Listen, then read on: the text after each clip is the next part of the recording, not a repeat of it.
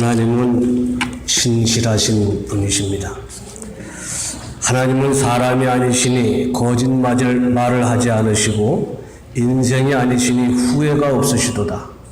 어찌 그 말씀하신 바를 행하지 않으시며 하신 말씀을 실행하지 않으시랴. 신실하신 하나님의 우리를 향하신 큰 사랑이 오늘도 계속되고 있음을 믿습니다. 신실하셔서 후회가 없으신 하나님이 크게 후회하신 일이 몇 번 있습니다. 처음은 노아 시대 세상에 죄악이 가득했을 때 하나님이 후회하셨습니다. 땅 위에 사람 지으셨음을 한탄하사 마음에 근심하시고, 또 당신의 뜻에 순종하지 않는 사울을 이스라엘의 왕에서 폐하실 때 후회하셨습니다. 내가 사울을 왕으로 세운 것을 후회하노니 그가 돌이켜서 나를 따르지 아니하며 내 명령을 행하지 아니하였음이니라. 신실하신 하나님이 당신의 하신 일을 후회하시면 어떻게 되겠습니까? 다시 시작하시게 됩니다. 다시 시작하시기 위해서 하시는 일이 심판하시는 일입니다. 심판하신 후에 새로운 약속을 주시는데 이는 이전에 주신 약속보다 크고 견고한 것입니다. 노아 시대에 하나님은 세상을 물로 심판하시고 노아를 통해 다시 시작하셨습니다. 다시 시작하실 때 처음 사람 아담에게 주신 복을 그대로 주셨습니다. 생육하고 번성하며 땅에 충만하라 하셨습니다. 그리고 물로 심판하지는 않겠다. 다시는 물로 심판하지 않으시겠다는 약속을 더하여 주셨습니다. 무지개 위에 얹어서 확실하게 해주셨죠. 사무엘의 때에 하나님은 사울을 패하고 다윗에게 기름을 부어 새로 시작하셨습니다. 하나님은 다윗에게 사울이 당했던 일을 다시 겪지 않도록 하시겠다는 약속을 더해 주셨습니다. 그리고 다윗의 위가 영원히 보존되리라는 놀라운 약속을 덧붙여 주셨습니다. 내가 내 앞에서 물러나게 한 사울에게서 내 은총을 빼앗은 것처럼 그에게서 빼앗지는 아니하리라. 내 집과 내 나라가 내 앞에서 영원히 보존되고 내 왕위가 영원히 견고하리라 하셨다 하라. 바울은 예수님에게서 이 약속이 이루어진 것을 봤습니다. 하나님이 다윗을 택하실 때 이미 다윗의 후손으로 세상에 오실 영원한 임금을 염두에 두고 계셨음을 깨닫게 된 거죠. 하나님이 약속하신 대로 이 사람의 후손에서 이스라엘을 위하여 구주를 세우셨으니 곧 예수라. 바울은 다윗이 이토록 존귀한 복을 누리는 자가 된 것은 다윗이 하나님의 마음에 맞는 사람이었기 때문이라고 합니다. 다윗을 왕으로 세우시고 정언하여 이르시되 내가 이새의 아들 다윗을 만나니 내 마음에 맞는 사람이라 내 뜻을 다 이루리라 하시더니. 사랑하는 성도 여러분, 하나님은 우리가 부족하고 연약해도 우리를 사랑하셔서 구원하시는 은총을 거두시는 분이 아닙니다. 서로 하나님이 세상을 지으신 것을 후회하신다 할지라도 우리를 구원하시려는 그 마음을 돌이키실 분은 아닙니다. 그러나 땅에서 하나님의 뜻을 이루어드리는 사람, 세상에서 존귀와 영광을 누리는 사람이 되기 위해서는 남다른 그 무엇이 있어야 됩니다. 노아처럼 또 다윗처럼 하나님의 눈에 드는, 하나님의 마음에 맞는 그 무엇이 있어야 하는 거죠. 오늘 말씀을 통해 다윗의 무엇이 하나님의 마음에 맞았는지를 알고 그와 같은 자가 되기를 소원하며 기도하는 성도들 되시기를 기원합니다. 오늘 본문 앞에 다윗이 이스라엘의 새 임금으로 기름 부음 받는 장면이 나옵니다. 사무엘은 하나님의 인도를 받아 베들레헴 이새의 집으로 갔습니다. 이새에게는 8 아들이 있었는데 하나같이 준수한 자들이었습니다. 사무엘은 큰아들 엘리압을 보는 순간 더 볼 것도 없겠다, 이 사람이라는 생각이 들었습니다. 그런데 하나님은 달랐습니다. 하나님이 사무엘에게 말씀하셨어요. 여호와께서 사무엘에게 이르시되 그의 용모와 키를 보지 말라. 내가 이미 그를 버렸노라. 내가 보는 것은 사람과 같지 아니하니 사람은 외모를 보거니와 나 여호와는 중심을 보느니라 하시니라. 하나님이 중심을 보시고 택한 아들은 들에서 양을 치던 다윗이었습니다. 아버지조차 눈여겨보지 않은 아들이었지만 하나님은 다윗에게 기름을 붓게 하셨습니다. 사람이 보는 것과 하나님이 보시는 것이 이렇게 다르다는 거죠. 오늘 본문은 기름 부음을 받은 다윗이 세상에 그 존재를 드러내는 이야기입니다. 단순히 블레셋의 거인 골리앗을 통쾌하게 거꾸로 때리는 이야기만은 아닙니다. 사람이 보는 것과 하나님이 보시는 것 사이의 차이를 분명히 드러내주는 말씀입니다. 하나님이 말씀하신 중심을 보신다는 것, 그리고 그 결과가 무엇인지를 알려주고 있는 거죠.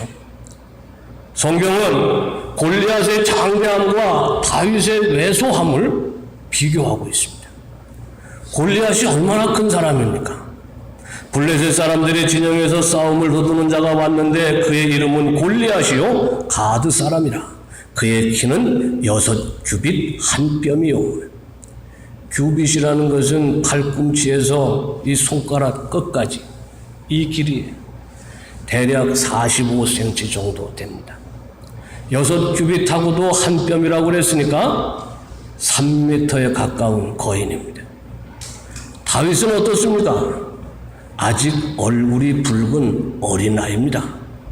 사울의 군복을 입고 칼을 차고서는 걸을 수도 없을 정도로 왜소한 체구였습니다. 세상은 크고 무거운 곳에 주목하지만 하나님이 보시는 것은 그게 아니라는 거죠. 골리앗의 오묘한 모습과 다윗의 초라한 모습도 비교가 되고 있습니다. 성경은 무장한 골리앗의 모습을 이렇게 전합니다.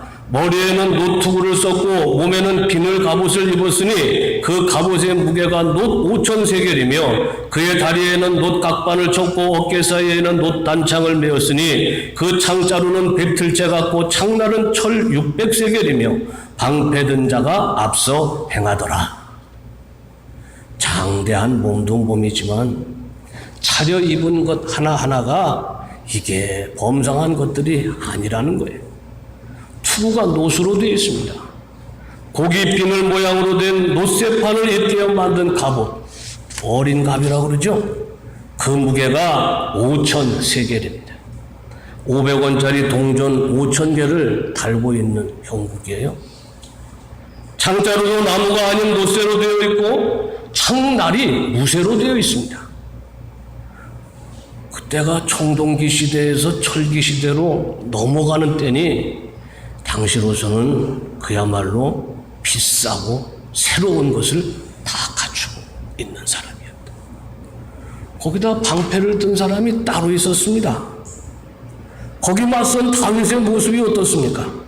손에 막대기를 가지고 시내에서 매끄러운 돌 5을 골라서 자기 목자의 제복, 곧 주머니에 넣고 손에 물매를 가지고 블레셋 사람에게로 나아가니라. 군인의 모습이 아니라는 거죠. 목자의 모습입니다. 창 대신 손에 쥔 막대기와 물매, 그리고 목자들이 허리에 차고 다니는 주머니에 들어있는 매끄러운 돌 5개가 전부입니다. 전쟁에 나간 자들이 지녀야 할 것은 하나도 없고 우스꽝스러운 모습으로 거기 서 있는 거예요. 적장인 골리앗이 보기에도 한심하기 짝이 없어서 골리앗이 업신여기며 말했습니다. 블레셋 사람이 다윗에게 이르되 내가 나를 개로 여기고 막대기를 가지고 내게 나왔느냐. 사람의 눈은 장대하고 화려한 골리앗에게 머물기 마련이지만 왜소하고 초라한 다윗은 눈에 띄지 않지만 하나님이 보시는 것은 그게 아니더라는 거죠. 하나님이 보시는 것은 중심이었습니다. 본질이란 얘기죠. 골리앗의 말 속에 이미 다윗이 보는 골리앗의 모습이 나타나 있는데 그게 하나님이 보시는 것과 같은 것입니다. 어떤 모습입니까? 네가 나를 개로 여기고 막대기를 가지고 내게 나왔느냐? 그렇습니다. 하나님 보시기에 골리앗이 어떤 모습이에요? 잘 차려입은 개와 같은 거. 요즘에는 개를 키워도 옷을 입히고 유모차도 끌고 다니는데 그거 참 보기 좋지 않더라고요, 저는. 다윗은 골리앗을 그렇게 보고 있는 거예요. 골리앗의 말 속에 하나님이 보시는 게 들어가 있다. 골리앗 앞에 서기 전에 다윗이 염려하는 사울에게 이렇게 말했더랬습니다. 다윗이 사울에게 말하되 주의 종이 아버지의 양을 지킬 때에 사자나 곰이 와서 양떼에서 새끼를 물어가면 내가 따라가서 그것을 치고 그 입에서 새끼를 건져내었고 그것이 일어나 나를 해하고자 하면 내가 그 수염을 잡고 그것을 쳐 죽였나이다. 주의 종이 사자와 곰도 쳤은즉 살아계시는 하나님의 군대를 모욕한 이 할례받지 않은 블레셋 사람이리까 그가 그 짐승의 하나와 같이 되리이다. 그가 그 짐승의 하나와 같이 되리이다. 그렇습니다. 다윗이 골리앗을 보는 눈도 정확히 하나님이 보는 것과 같아. 골리앗이 이상하게 자기가 느끼는 것과 똑같았다고. 골리앗은 말대로 사자나 곰과 같은 그런 짐승의 하나, 개 정도에 불과했다는 거죠. 외모를 보지 아니하시고 중심을 보시는 하나님이 세상을 보시는 방법입니다. 다윗과 골리앗, 누가 봐도 골리앗이 이길 수밖에 없는 싸움입니다. 그런데 결과가 어땠어요? 사람이 보는 눈으로 다윗을 본 골리앗은 패하고 하나님이 보시는 눈으로 골리앗을 본 다윗이 이기더라는 겁니다. 사람의 눈에는 보이지 않는 것을 보는 눈이 하나님이 보시는 눈이요 다윗의 눈입니다. 믿음의 눈이죠. 다윗의 말을 다시 들어보십시오.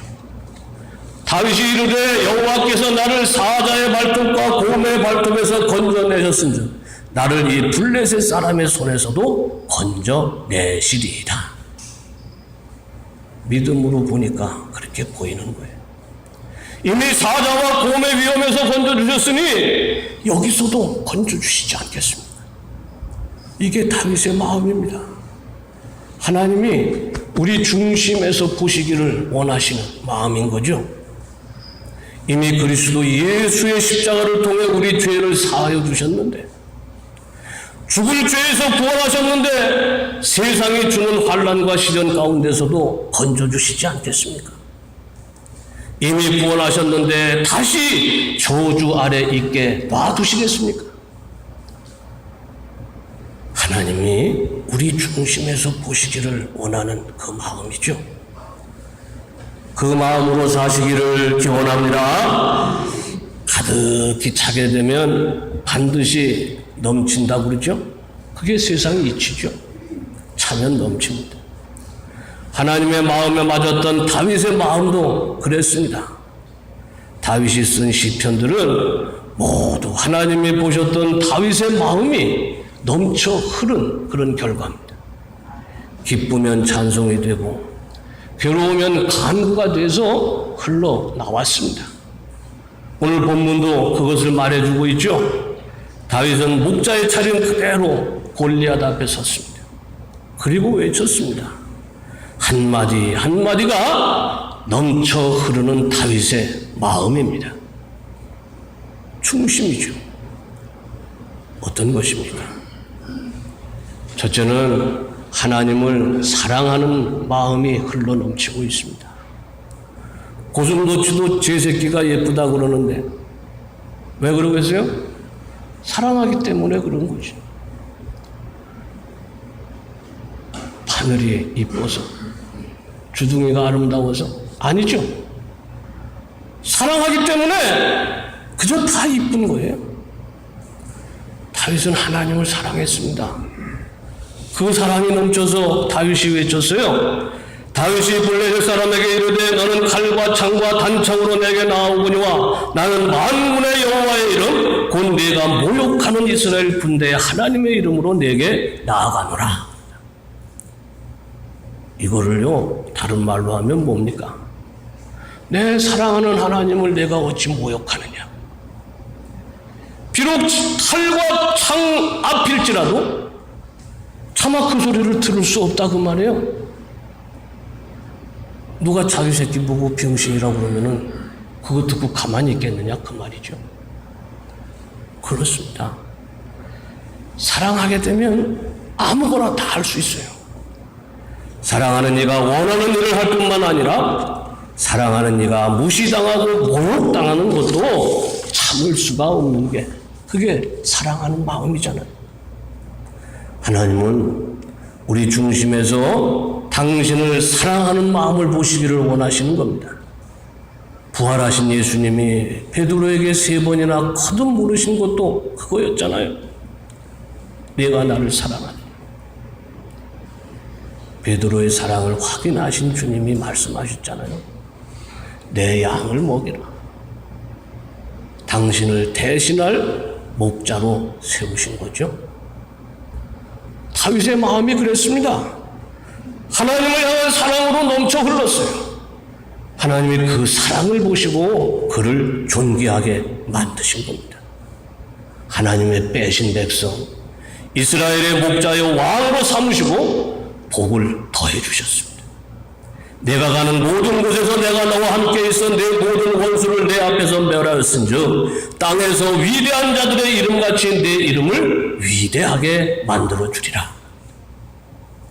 신실하신 하나님은 말씀하신 대로 다윗에게 행하셨습니다. 그가 나이 많아 늙도록 부하고 존귀를 누리다가 죽음에 그의 아들 솔로몬이 대신하여 왕이 되니라. 사무엘하 7장에서 나단을 통해 다윗에게 약속한 그 모든 복이 이렇게 이루어졌다 그 말이에요. 늙도록 부하고 존귀를 누리다가 다른 사람도 아닌 자기 아들에게 왕위를 물려주게 됐다. 사랑하는 성도 여러분, 하나님을 사랑하는 마음으로 넘치는 자가 돼서 부하게 하시고 존귀하게 하시는 주의 은혜 받으시기를 기원합니다. 두 번째는 지혜로운 마음 보시기를 원하십니다. 골리앗이 섬기는 신은 다곤이라는 이름을 가지고 있었는데 반은 사람의 모양이고 반은 물고기의 모양을 한 우상입니다. 근데 여호와는 다곤과 달랐죠? 모습이 없었습니다. 형상이 없었어요. 우상을 섬기는 골리앗에게 여호와가 신으로 느껴질 리가 없습니다. 여호와를 모욕하며 우상의 이름으로 저주하는 골리앗을 향해서 다윗이 외쳤습니다. 오늘 여호와께서 너를 내 손에 넘기시리니 내가 너를 쳐서 내 목을 베고 블레셋 군대의 시체를 오늘 공중에 세워 땅의 들짐승에게 주어 온 땅으로 이스라엘에 하나님이 계신 줄 알게 하겠고. 사람들이 우상을 만들어 섬기는 이유가 뭡니까? 아무리 둘러봐도 하나님이 보이지를 않으니 하나님이 없다고 생각하는 무지 때문에 그렇습니다. 보이지 않는 것은 있지도 않는 것이라고 생각하는 것은 어리석은 일입니다. 하나님이 말씀하셨어요. 여호와를 경외하는 것이 지혜의 근본이요 거룩하신 자를 아는 것이 명철이니라. 다윗이 오늘 말하고 있죠. 이스라엘에 하나님이 계신 줄 알게 하겠다. 반은 사람이고 반은 물고기인 괴물을 신으로 섬기는 무지한 자들에게 보이지 않지만은 참으로 계신 하나님을 알게 하겠다. 그렇게 외치고 있어요. 물을 보고 물이라 하는 것은 지식이죠. 수소 분자 2개와 산소 분자 하나가 합쳐지면 물이 된다고 하는 것이 지식입니다. 물은 위에서 아래로 흐르는 것이라고 말하는 것도 이것도 지식입니다. 살펴보니까 그렇거든요. 물이 위로 거슬러 올라가는 법이 없어요. 그러니 물은 위에서 아래로 흐른다. 지식. 그러나 그 물을 있게 하시고 흐르게 하시는 분이 하나님이심을 아는 것은 이건 지혜입니다. 지혜는 참된 것과 거짓된 것을 구별하는 능력이죠. 솔로몬의 지혜가 세상에 드러난 것은 참 어미와 거짓 어미를 구별한 때였습니다. 하나님과 우상을 분별하는 것이 그게 지혜라는 거예요. 피조물과 창조주를 구별하는 것이 지혜입니다. 세상에 속한 것과 하나님께 속한 것을 구별할 줄 아는 게 지혜예요. 이게 헷갈리면 망할 수밖에 없습니다. 여호와를 경외하는 것이 지혜의 근본이라 하신 말씀의 뜻이겠죠. 하나님이 우리 속에서 그 마음 보시기를 원해요. 지혜로워서 하나님을 아는 마음이죠. 성도 여러분, 하나님은 사람의 중심에서 지혜로운 마음을 찾으십니다. 하나님께 대하여 지혜로운 자에게 하나님이 주시는 은혜가 있잖아요. 금은 보화보다 나은 걸 주십니다. 대저 지혜는 진주보다 나으므로 원하는 모든 것을 이에 비교할 수 없음이니라. 지혜는 용사보다 강하게 합니다. 지혜로운 자는 용사의 성에 올라가서 그 성이 의지하는 방벽을 허느니라. 유능한 사람 10명보다 100명보다 더 능력이 있게 하십니다. 지혜가 지혜자를 성 가운데 있는 10명의 권력자들보다 더 능력이 있게 하느니라. 대단한 게 아닙니다. 하나님을 아는 거예요. 하나님이 계신 것을 알고 그가 하시는 일을 알면은 그게 지혜인 거예요. 보이지 않으니 없다. 증명할 길이 없으니 모르겠다. 그렇게 말하는 것이 지혜가 아닙니다. 보이지 않으나 하나님이 하시는 일을 통해서 하나님이 계신 것을 알고 그를 믿고 의지하는 것이 그게 지혜입니다. 영원히 살아계신 참 하나님을 알고 경외하는 자가 돼서 이 모든 은택을 넘치게 받는 성도들 되시기를 기원합니다. 또 하나님을 의뢰하는 마음을 보시기를 원하세요. 다윗은 돌 하나로 골리앗을 거꾸러뜨렸습니다. 그러나 다윗이 돌을 의지하고 내게 돌이 있으니까 너를 거꾸러뜨리겠다 이 생각하고 골리앗 앞에 섰겠습니까? 아니죠. 다윗은 하나님을 믿고 골리앗 앞에 섰습니다. 다윗의 외침이 그것을 증거하고 있잖아요. 또 여호와의 구원하심이 칼과 창에 있지 아니함을 이 무리에게 알게 하리라. 전쟁은 여호와께 속한 것인즉 그가 너희를 우리 손에 넘기시리라. 칼과 창에 있지 않답니다. 칼과 창은 골리앗이 들고 있는 건데 그러면 다윗은 돌을 가지고 있으니 돌에 있다고 믿고 나갔을까요? 아니죠. 칼과 창과 돌과 막대기에 있지 않다고 말이에요. 이기고시는 것은 무기가 아니라 하나님 뜻에 달려있다는 것입니다. 그가 너희를 우리 손에 붙이리라는 것은 그 하나님이 나를 도와주실 것이요 나를 대신하여 싸워주실 것이라는 그런 말입니다. 다윗은 오로지 하나님을 의뢰해서 골리앗 앞에 선 거죠. 다윗이 훗날 그때를 기억하며 이렇게 노래했습니다. 여호와께서 자기에게 기름 부음 받은 자를 구원하시는 줄 이제 내가 아노니 그의 오른손에 구원하는 힘으로 그의 거룩한 하늘에서 그에게 응답하시리로다. 어떤 사람은 병거 어떤 사람은 말을 의지하나 우리는 여호와 우리 하나님의 이름을 자랑하리로다. 넌 말 타고 오냐? 넌 전차 타고 오냐? 나는 하나님의 이름을 걸고 간다. 오직 그거 하나로 다윗이 이겼다고. 이스라엘은 왜 망했습니까? 이스라엘의 패망을 지켜본 이사야가 말했잖아요. 우리가 잘 알잖아요. 도움을 구하라 애국으로 내려가는 자들은 화 있을진저 그들은 말을 의지하며 병거의 많음과 마병의 힘이 강함을 의지하고 이스라엘의 거룩하신 일을 앙모하지 아니하며 여호와를 구하지 아니하나니. 왜 망했어요? 기마대만 있으면 이기겠다.